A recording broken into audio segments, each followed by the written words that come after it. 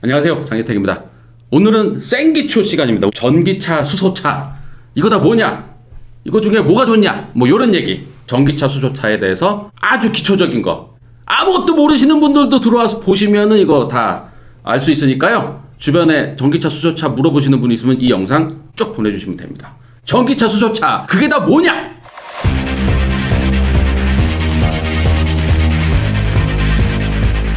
미디어 오토. 다 아시겠지만 휘발유, 경유 이런 내연기관 자동차는 이제 다 사라집니다. 이렇게 빨리 이게 사라질 줄은 몰랐는데 생각보다 좀 빨리 진행이 될 것 같습니다. 보통 뭐 2035년 뭐 이때부터 내연기관 차는 등록을 못하게 하겠다 이런 나라들이나 이런 도시들이 꽤 많이 생기고 있는데 그 전에 그렇게 될 것 같은 느낌입니다. 왜냐하면은 전기차와 수소차 뭐 이런 차들이 상당히 많이 좋아지고 있고요. 그리고 사회적으로 이게 이렇게 빨리 받아들여질 줄은 몰랐는데 우리나라 같은 경우는 지금 전기차 수요가 상당히 많이 증가하고 있죠. 전기차나 수소차는 내연기관 자동차에 비해서 장점이 상당히 많습니다. 배출가스가 배출되지 않는다. 요거 외에도요. 일단 고장이 나지 않는 거. 그러니까 내연기관 자동차는 뭔가 빵빵 폭발하면서 이렇게 움직이고 뭐 열이 나고 뭐 이러기 때문에 윤활유도 넣어야 되고 또 빵빵 터지면 또 이거 내구성도 문제가 되고 뭐 이런 여러 가지 문제가 있었는데 전기차 같은 경우는 그냥 전기 모터가 회전을 하는 겁니다. 전기 모터는 우리 생활에 너무 많이 깔려 있는 장치이기 때문에 이거에 대해서는 뭐 노하우가 상당히 많이 쌓여 있고요. 그걸 자동차에 붙였을 때도 그렇게 탈날 일은 별로 없습니다. 다만 걱정이 되는 건 이제 배터리가 불이 난다거나 이렇게 불안정한 상태에서 배터리에 대한 문제가 생기는 게 이런 큰 용량의 배터리 이런 것들은 아직도 뭐 결함이 나오거나 이런 거에 대해서 완전히 잡히진 않았기 때문에 이게 조금 걱정되긴 하지만 내연기관에 비해서는 장점이 훨씬 많습니다. 내연기관 자동차는 보통 3만 개의 부품 정도가 되는데 전기차 같은 경우는 한 15,000개 정도 부품 개수가 절반 이하로 적기 때문에 그만큼 고장날 확률도 적다. 하여튼 이러저러한 장점들이 그냥 쫙 많았는데 이게 확 이렇게 되지 못했던 이유는 전기 충전소, 수소 충전소 이런 인프라 구축이 더디기 때문에 요것만 되면은 뭐 안 될 수가 없는 내연기관 차를 누르고 전기차, 수소차 시대로 확 열릴 수밖에 없는 그런 많은 장점을 갖고 있는 운송수단인데 이제 전기 충전소, 수소 충전소 요게 문제였죠. 근데 이것도 이제 많이 해결되고 있습니다. 수소 충전소는 많이 부족하긴 하지만 전기 충전소는 이제 확 늘어나고 있거든요. 전기 충전소는 그냥 전기가 이제 우리 생활에 다 여기저기 있기 때문에 여기서 선 끌어다가 그냥 충전소만 세우면 돼요. 이렇게 장점이 많은데 왜 이렇게 전기차, 수소차 여기로 가는 게 이렇게 더디냐라는 얘기를 하시는 분들이 조금 있죠. 여튼 전기차는 장점이 월등하고 하나의 단점이 전기 충전소가 부족하다. 전기 충전 시간이 오래 걸린다. 요게 문제였는데 이것도 아주 활발하게 해결이 되고 있습니다. 점점 충전 속도는 빨라지고 있고요. 전기 배터리 가격도 조금 내려가고 있고 그 다음에 전기 배터리 용량도 늘어나면서 한번 충전하면은 쭉 갈 수 있는 가득 충전하면 갈 수 있는 주행거리도 늘어나고 그래서 전기차가 이제 그렇게 불편하지 않다. 자, 그래서 전기차는 이제 뭐 다 이해하겠어. 근데 그럼 수소차는 또 뭐냐? 요거는 조금 전기차보다는 복잡하죠. 근데 수소차도 기본적으로는 전기차예요. 전기 모터를 돌려서 가는 방식은 전기차랑 똑같습니다. 근데 이 전기를 만들어내는데 전기차는 휴대폰처럼 전기를 충전을 해서 그거를 전기 모터에다 넣어서 그 전기를 돌려서 이제 가는 건데 수소는 전기를 충전하는 게 아니죠. 수소를 넣는데 이 수소가 전기를 만들어냅니다. 중학교 때인가요? 고등학교 때인가요? 물 전기 분해하는 거 다 배우셨잖아요. 물에다가 전기를 플러스 마이너스 이렇게 하면은 수소와 산소로 전기 분해가 된다. 요거는 다 아시잖아요. 요거까지 내가 다 알려드릴 수는 없어. 자, 그러면은 수소만 있으면 되잖아요. 산소는 이 공기 중에 많으니까 공기 중에 있는 산소와 수소를 반응시키면은 전기가 발생이 되면서 물이 나온다. 요걸로 전기 모터를 돌려서 가는 겁니다. 이 전기차와 수소차 요거 중에 뭐가 대세가 될까? 지금은 단연 전기차가 대세죠. 전기차가 훨씬 더 구조도 간단하고 경쟁력이 있습니다. 그리고 전기는 막 우리 주변에 다 있잖아요. 전기는 전기 콘센트 막 있잖아. 전기 콘센트에다가 꼭 꽂아가지고 해도 충전이 되긴 돼요. 이럴 정도로 전기차는 정말 쉽습니다. 전기차는 구조도 간단해요. 전기 배터리, 전기 모터 그 다음에 요 사이에 뭐 인버터, 컨버터 해가지고 뭐 전기 변환하고 요런 장치만 있으면 됩니다. 플랫폼 요거를 구성하기도 상당히 편하죠. 그리고 반면 수소차는 구조가 좀 복잡합니다. 수소 연료통이 있어야 돼요. 수소 연료통에서 뭔가 이렇게 끌어내가지고 연료 스택이라는 거에서 산소와 이렇게 반응을 시켜가지고 여기서 뽀글뽀글뽀글 해가지고 물을 만들어내고 여기서 전기를 만들어내고 이 전기를 뭔가 컨트롤러 하는 장치 필요하고 이걸 컨트롤해서 전기 모터에다가 해가지고서는 바퀴를 돌려가지고 가는 거거든요. 수소차 넥소도 이 수소통, 이 탄소 섬유를 만든 수소통이 3개가 들어가 있는데 요 3개의 수소가 6.3kg 정도 들어가요. 이 6.3kg 정도 넣으면은 한 600km 정도 가는데 이 수소 연료통이 이 휘발유통, 경유통 이런 것보다도 더 큽니다. 그래서 SUV를 기본으로 만들어도 이렇게 수납 공간이라든가 이런 것들이 많이 나오지 않았어요. 일본에서 만든 수소 연료 전지차, 도요타 미라이나 뭐 혼다에서도 수소차 하나 나왔었잖아요. 크레어틴가? 얘네들은 공기 저항을 적게 받게 하기 위해서 SUV를 안 만들고 세단 형태로 해서 만들었는데 이 차가 약간 이렇게 좀 껑충하게 좀 세단 비율은 아니고 안에 뭔가 기기장치들이 많거든요. 게다가 수소차는 수소 충전소, 수소를 주입하는, 수소를 넣는 요 수소 충전소를 이렇게 세우는 것도 전기 충전소만큼 간편하지가 않죠. 수소를 옮겨가지고 와야 되고, 뭐 수소를 뭐 관으로 연결을 하든가 뭐 어떻게 해서든 수소를 갖고 와야 되잖아요. 이것도 수소는 뭔가 이제 포카리움이라든가 뭐 이런 것들로 뭐 이렇게 사람들이 좀 위험하게 생각하는 인식도 있기 때문에 야 우리 동네에 수소 충전소 생기면 안 돼. 이것도 폭발하면은 또 뭐 이런 생각들도 하고. 그래서 수소차는 참 이게 뭔가 이렇게 좀 불편한 것들이 여러 가지가 막 엮여 있죠. 야 그럼 전기차만 하면 되지. 왜 우리나라는 자꾸 이렇게 그렇게 단점도 많은 수소차 그거를 왜 자꾸 이렇게 막 보조금 4천만 원씩 주면서 막 수소차를 자꾸 하려고 그래? 요거는 먼 미래를 이렇게 보셔야 됩니다. 먼 미래를. 자, 요즘에 뭐 수소 경제 뭐 이런 거 많이 얘기하잖아요. 이 수소 경제가 뭐냐면은 뭐 덴마크를 예를 들어보세요. 덴마크가 전 세계적으로 전기가 아주 풍부한 나라입니다. 덴마크는 사실 낙농업 뭐 이런 것밖에 없잖아요. 덴마크 뭐 유명한 게 뭐 있어? 레고 유명하구나. 레고랑 뱅앤올ufs는 요 정도 유명하고 뭐 덴마크는 무슨 산업이 없어요. 다 우리가 모르는 무슨 바이오 산업 뭐 이런 약간 첨단 산업 사이에 전기를 많이 생산을 해서 그 주변에 있는 노르웨이라든지 뭐 독일에다가도 수출을 하고 전기를 수출하는 나라입니다. 이 전기는 다 풍력 발전기로 만들어요. 풍력은 24시간 바람이 불잖아요. 그러면은 낮에는 우리가 에어컨도 켜고 뭐도 하고 막 뭐 전기를 많이 쓰고 사람들이 다 깨어있고 뭐 전등도 켜고 막 이러니까 낮에는 전기를 다 소비를 해.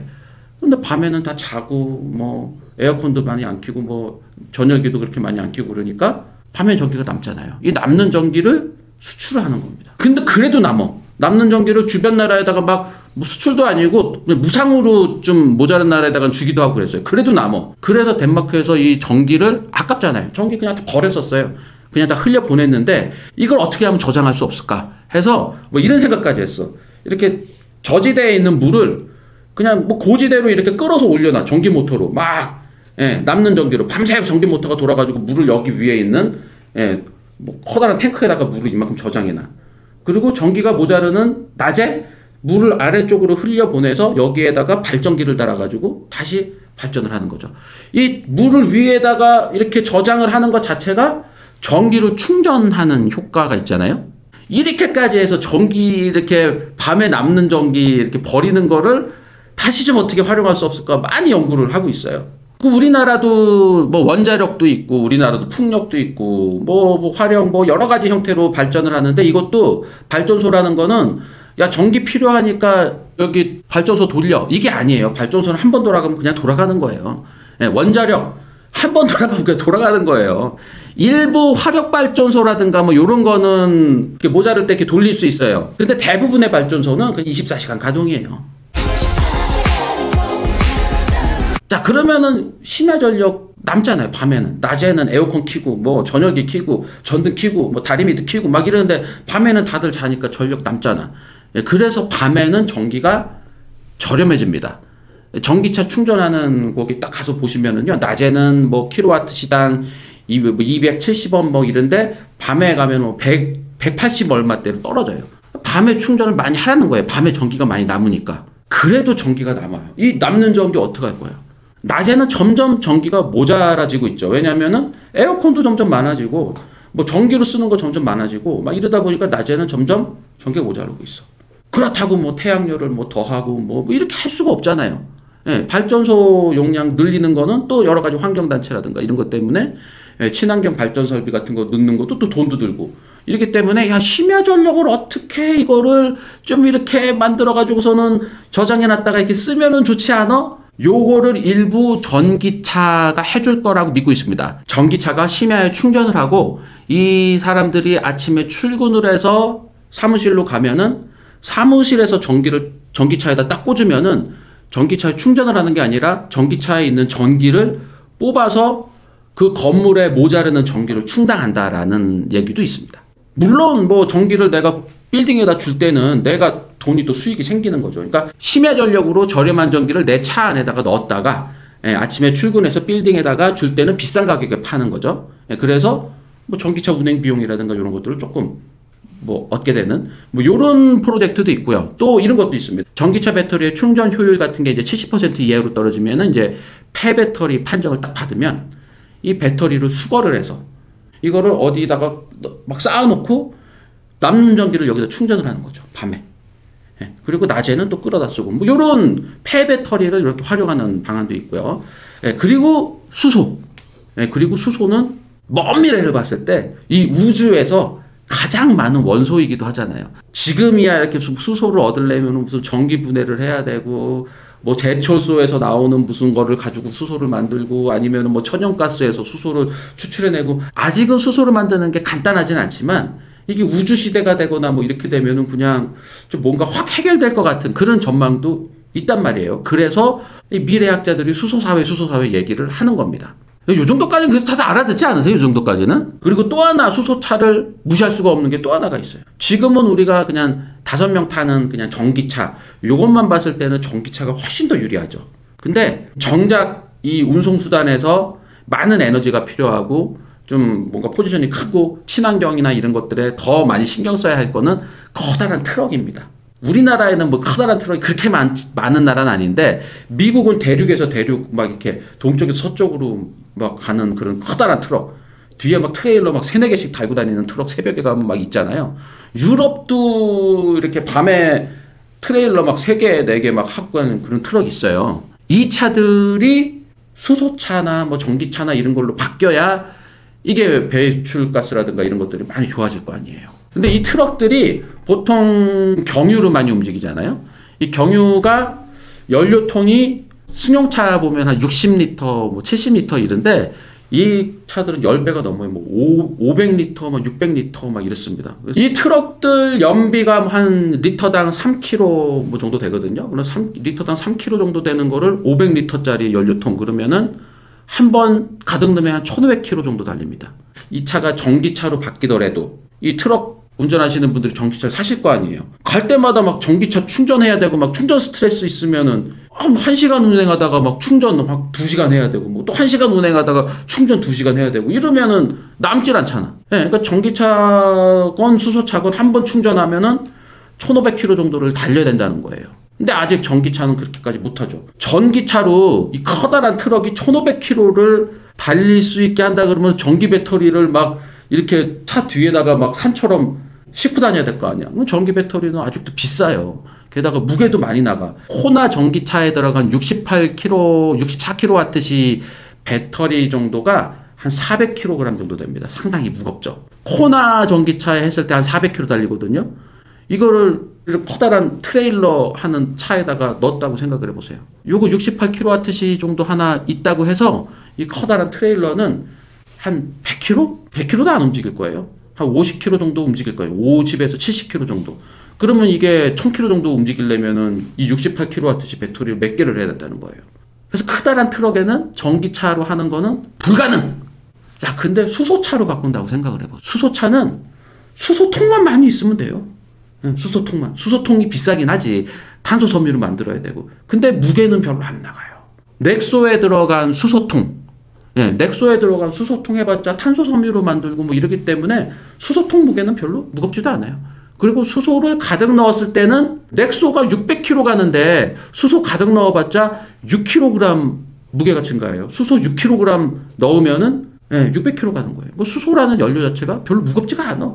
스위스의 현대자동차가 수출한 그 수소 트럭 보시면은 뒤에 이렇게 수소통 같은 거 이렇게 여러 개 이렇게 뒤에 붙어 있어요. 수소통만 많으면은 뭐 1000km도 갈 수 있고 2000km도 갈 수 있고 막 이러는 거예요.